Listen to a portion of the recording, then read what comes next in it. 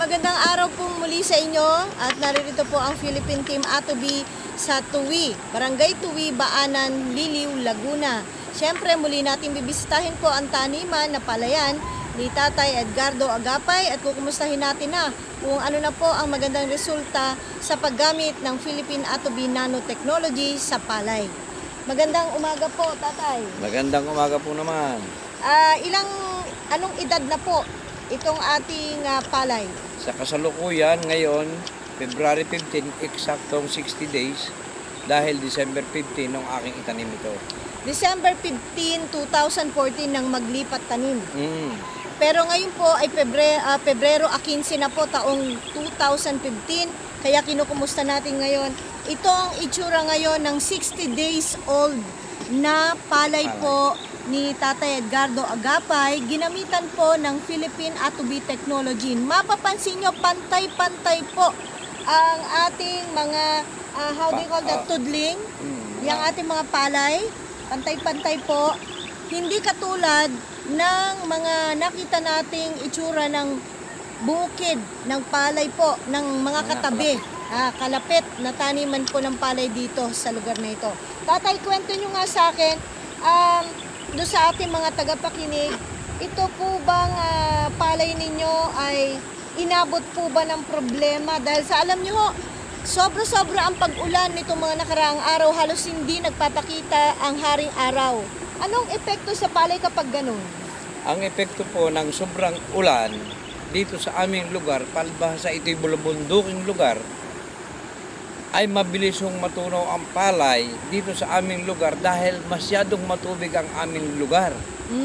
Kaya ang minabuti namin gumamit ng Philippine Atobi upang sa gayon maging matibay sa ulan, sa tubig, nang sa gayon kung makikita ninyo yung mga kalapit palay, kalapit bukid ko, ay may nakikita ninyong epektong natutunaw ang palay, nakakain ng kuhol.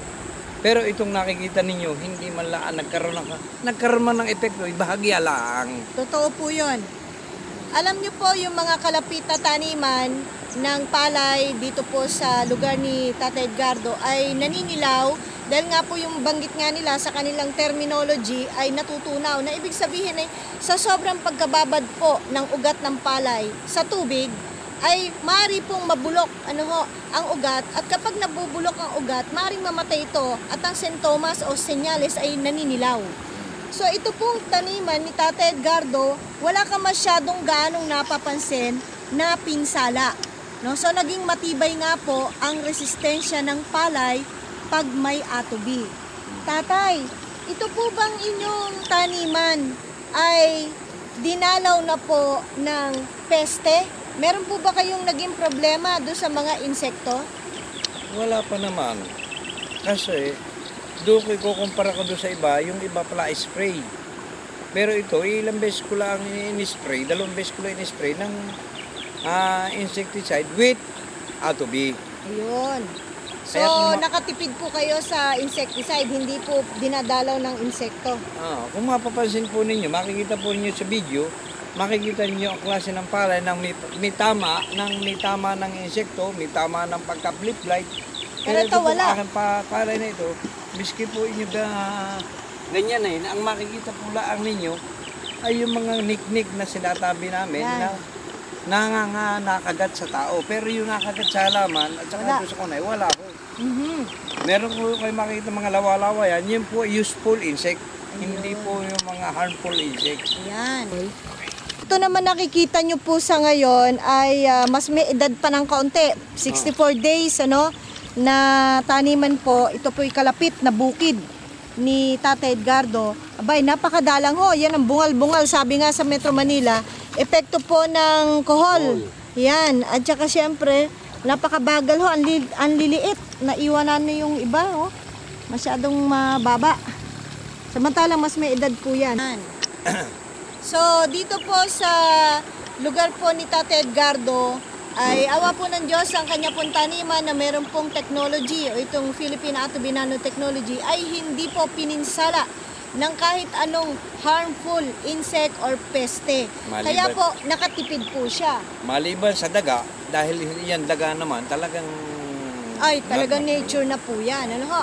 Pero yung karaniwang problema ng mga nagpapalayan, talagang inaatake po ng peste, sakit, wala pong naging problema dyan si Tatay Edgardo. So, Wala. dyan pa lang po talagang tipid na po tayo sa gastusin. Mm. Tapos, tatay, napansin namin doon sa mga dinaanan nating mga palayan, meron pong mga kohol na puminsala kaya naging madalang ang taniman nila, yung kanilang mga tudling, nabawasan, nagkabungi-bungi. Dito po sa inyo talagang siksik po. Ano po ang nangyari at hindi kayo gaanong pininsala ng kohol? Sa matagal kong pagpapalayan, ang ginagawa ko, ako yung nagsaliksik din sa akin sariling pananaliksik. Bumili ako ng itik upang ang mga kohol na yan ay aking simutin upang maipakain ko sa aking mga itik. Araw-araw ako nagbibisita, pagka ako kinukuha ko, nagpapalit ako ng tanim doon sa mga kinakain ng itik, ng kohol. Ngayon, nagiging doble ang pakinabang ko.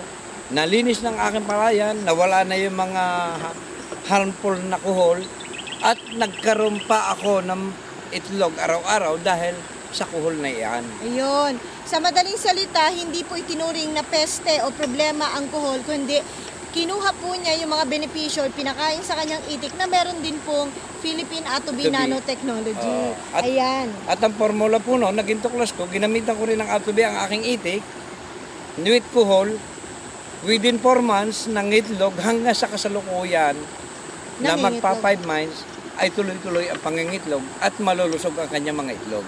Ayan.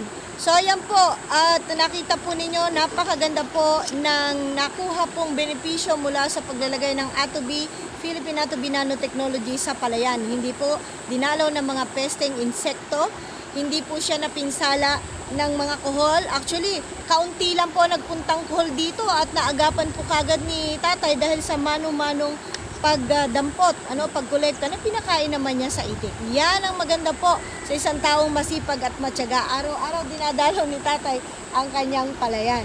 Kailan po tayo mag-harvest, tatay, more or less? More or less, ba kasi hanggang itong aking binhing ito ay within 120 days.